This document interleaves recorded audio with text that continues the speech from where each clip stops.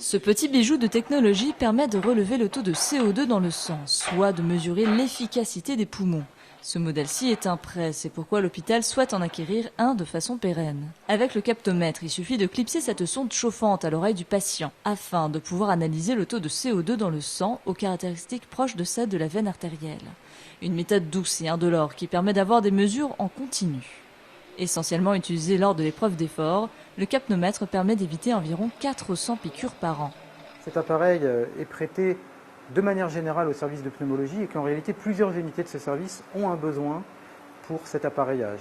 En particulier notre unité, l'unité d'exploration fonctionnelle, mais aussi les unités d'hospitalisation du service, en particulier pour tout ce qui a trait à la surveillance des patients atteints d'insuffisance respiratoire.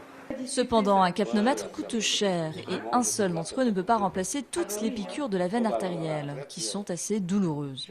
Oula. Ça fait mal là? Oh bah, on sent la piqûre quoi. La douleur oblige les médecins à prescrire la piqûre en dernier recours s'il y a soupçon de maladie pulmonaire ou cardiaque. Cette même douleur restreint aussi la recherche clinique, mais le capnomètre pourrait changer la donne.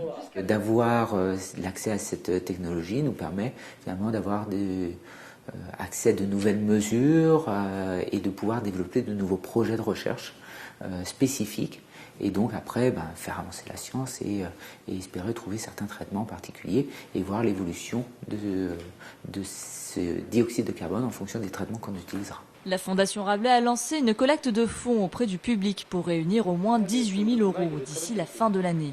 Aujourd'hui, ils ont déjà récolté plus du tiers de la somme. Si l'argent obtenu dépasse l'enveloppe souhaitée, le CHRU espère pouvoir en acquérir un second pour éviter des souffrances inutiles aux patients.